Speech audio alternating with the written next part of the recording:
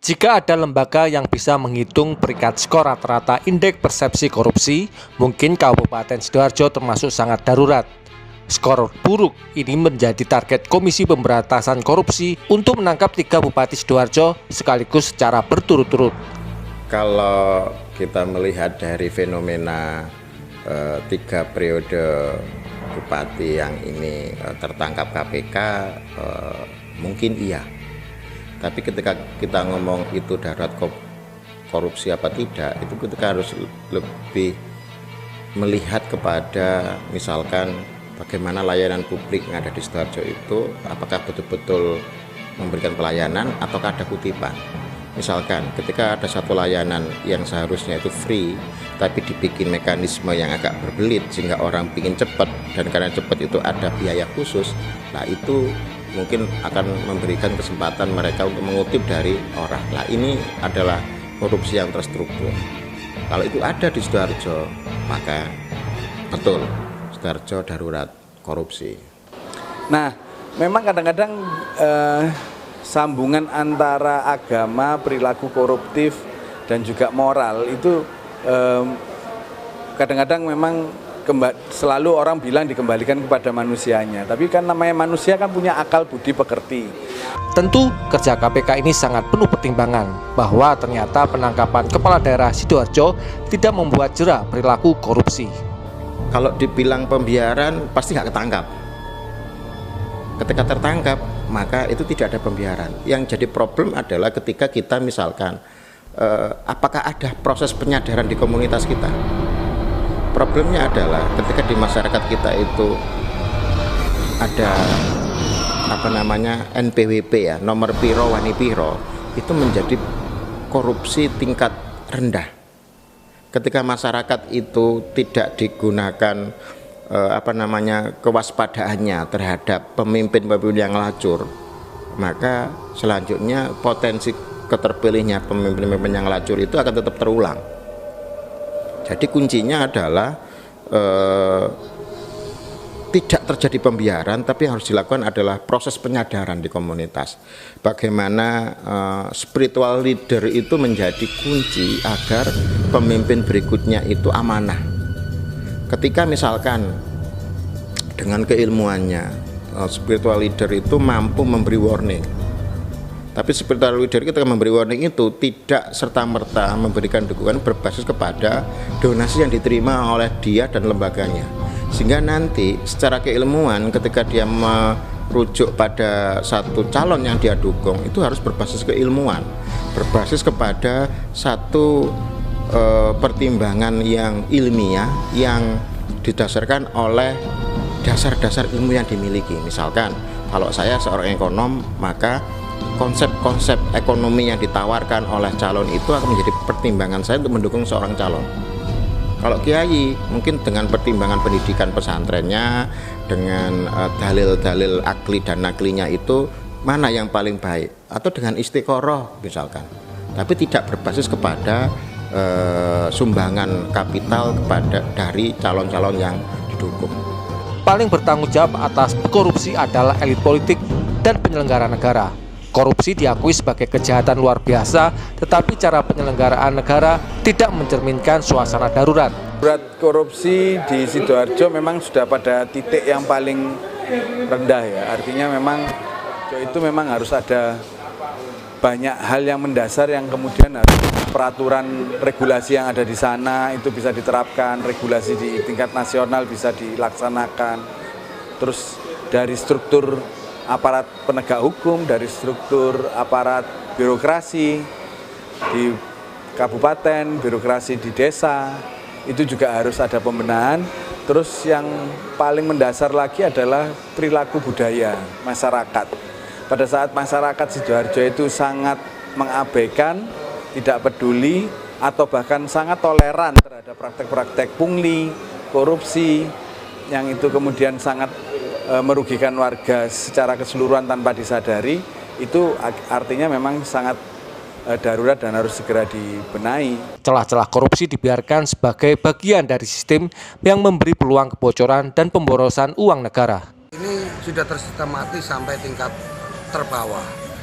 Bahwa misalnya ada kemarin laporan dari warga yang ikut dalam musyawarah rakyat Sidoarjo itu bahwa ada misalnya akte kelahiran yang harus berbayar 500.000. Bahkan kalau 500.000 kalau terlalu berat ya berarti diutangkan gitu. Nah ini yang jadi masalah ketika anak itu harus mendaftarkan sekolah. Nah ternyata orang tua itu ngakali dengan pinjam dulu akte itu lalu dikembalikan. Nah hal-hal semacam ini pungli-pungli begini yang justru dari bawah yang menyebabkan sampai ke level atas juga akan terjadi masalah gitu. Makanya tidak heran bahwa darurat korupsi di Sidoarjo ini sudah harus segera dihentikan. Korupsi tidak hanya soal uang, tetapi juga kekuasaan. Yang paling berkepentingan dengan kekuasaan sekarang adalah politisi partai. Pertama tentu bersih dari korupsi. Artinya bersih dari kemungkinan dia melakukan tindakan korupsi. Lalu yang kedua dia muda. Kenapa kok muda? Tentu bahwa krisis moral di masyarakat ini membutuhkan sambung dengan anak-anak muda. Lalu kreatif dan inovatif. Tentu dengan potensi APBD yang hampir 5 triliun ini, hampir 5 triliun dibutuhkan inovasi-inovasi yang baru. Karena hampir berpuluh-puluh tahun bagi warga Sidoarjo akan merasakan bahwa tidak ada perubahan Sidoarjo ini. Tidak ada perubahan, kalaupun ada itu hanya cemplang-cemplong aja gitu. Di alam budaya politik yang elitis dan feodal, politisi korup lebih merasa malu karena ketahuan. Darurat korupsi di Sidoarjo itu harus berbasis kepada gerakan komunitas yang diawali dari penyadaran pemilih pemula.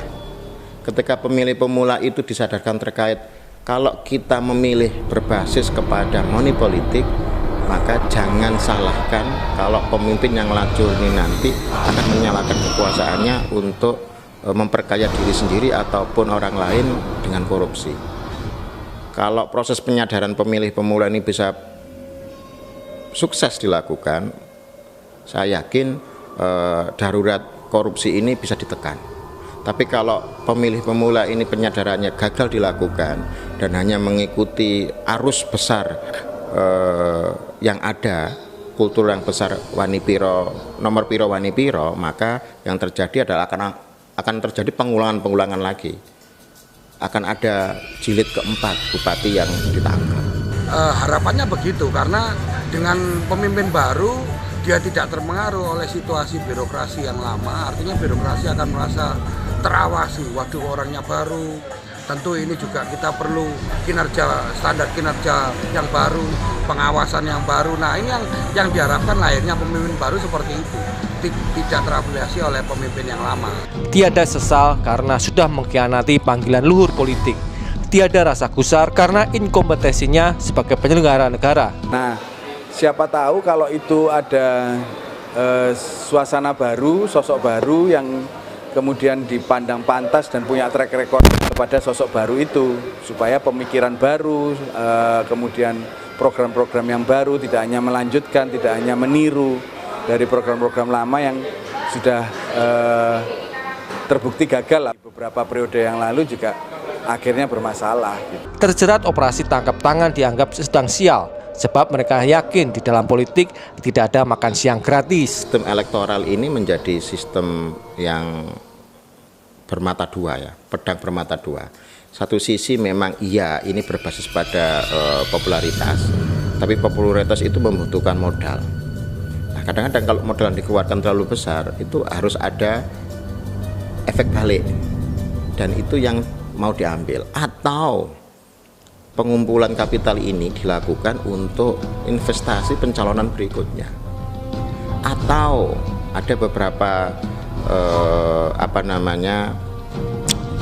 ketersangkutan, artinya di masa lalu ada sesuatu yang dia kejar yang tidak terpenuhi, ada dendam masa lalu yang tidak terpenuhi, dan itu dilakukan dengan ketika dia dapat kesempatan. Misalkan begini, oh dulu sekolahanku elek, dulu fasilitas kesehatan yang saya dapatkan jelek, maka saya harus mendapatkan fasilitas itu lebih dari yang kemarin. Lah, ketika itu terjadi, maka yang memunculkan adalah ya apa caranya saya mendapatkan fasilitas lebih dan income lebih, duit lebih lebih sesuatu yang bisa menjadi komunal, terkumpul gitu ya, yang akhirnya terkumpulnya kapital ini nanti itu bisa menjadi kebanggaan sendiri, modal sosial yang harus dia pelihara, atau nanti bisa menjadi kekayaan pribadi. Itu memang menjadi penyebab mengapa budaya itu muncul. Politisi korup sesungguhnya hanya amanat penderitaan rakyat. Pertumbuhan kualitas hidup warga Sidoarjo juga jauh dari harapan. Pembangunan macet, banyak proyek yang tidak berjalan sesuai rencana. Jalan berlubang, kemiskinan makin terbuka, hingga kasus kriminal semakin marak. Tapi yang jelas adalah, yang pertama adalah terkait visi misi dari bupati yang terpilih. Yang seringkali ini visi misi yang seharusnya menjadi RPJMD atau rencana pembangunan jangka menengah daerah, ternyata banyak yang tidak terselenggara, tapi justru menyelenggarakan agenda pembangunan yang berbeda, sehingga menyebabkan potensi korupsi itu semakin tinggi. Jadi yang seharusnya direncanakan berjalan tapi tidak berjalan, malah mengganti dengan agenda pembangunan yang jauh dari skala prioritas pembangunan Sidoarjo. Sudah lama pembusukan ini berlangsung. Apakah pembusukan ini masih ingin dipertahankan? Tergantung dari masyarakatnya. Jadi masyarakat Sidoarjo itu harus punya rasa memiliki dan juga kepedulian terhadap Sidoarjonya ini mau dibawa kemana. Salah satunya adalah tentu peningkatan keterlibatan masyarakat dalam pengawasan. Tapi yang jelas dalam pilkada tahun 2024 ini diharapkan ada pemimpin yang benar-benar baru, yang artinya tidak terpengaruh oleh situasi di masa lalu, ataupun terpengaruh bahwa dia adalah mantan keterlibatan dari birokrasi yang lalu.